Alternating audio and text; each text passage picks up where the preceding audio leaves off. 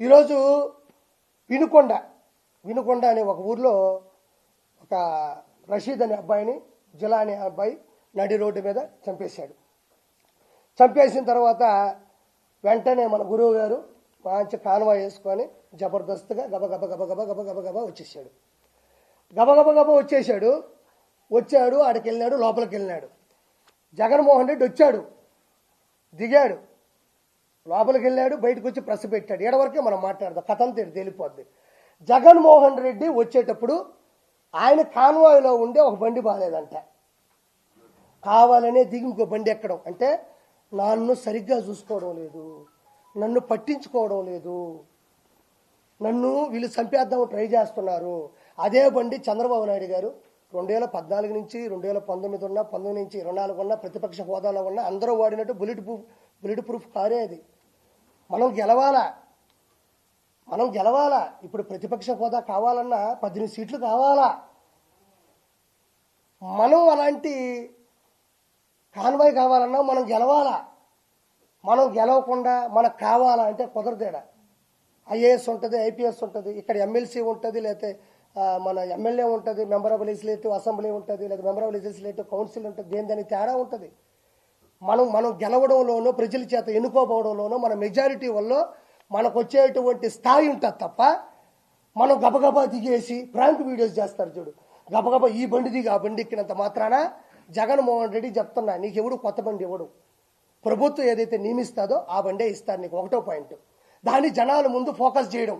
నన్ను అంటే ప్రజలు ఒక చోట ఉంటే మనోడు ఉడికెత్తిపోతాడు.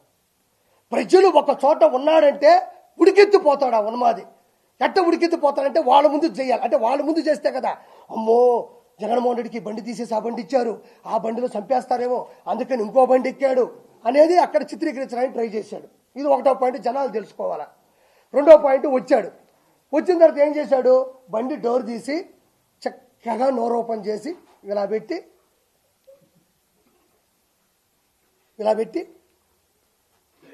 అన్నాడు. నిజంగా అన్నాడా లేదా? అన్నాడు, 100% అన్నాడు.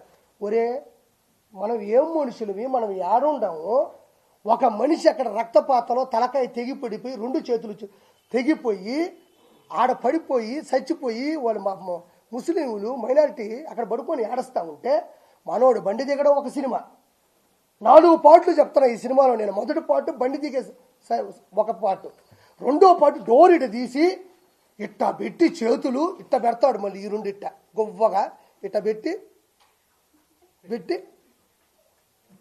ఇట్ట పెడతాడు. ఆడ మనిషి చచ్చిపోయి ఉన్నాడు.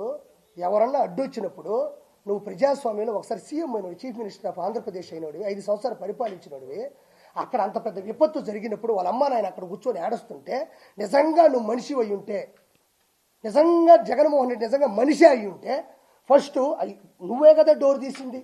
నీకు కూడా పోలీస్ సెక్యూరిటీ ఉంటుంది కదా. నీ బండి మీద అడ్డంగా ఎవడిచ్చి పడిపోతాడు? నువ్వు కావాలనే డోర్ తీయడం, కావాలనే బండి తీయడం, దాని మీద జనాలు పెట్టడం, నా రేంజ్ ఇది కాదు అని చెప్పడం. ఇది ఎప్పుడు చెప్పాలబ్బా?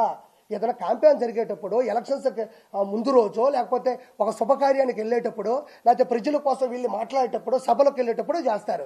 మనిషి చనిపోయి విపత్తుతో ఉన్నప్పుడు చేస్తారా? అక్కడ కూడా ప్రమోషనే.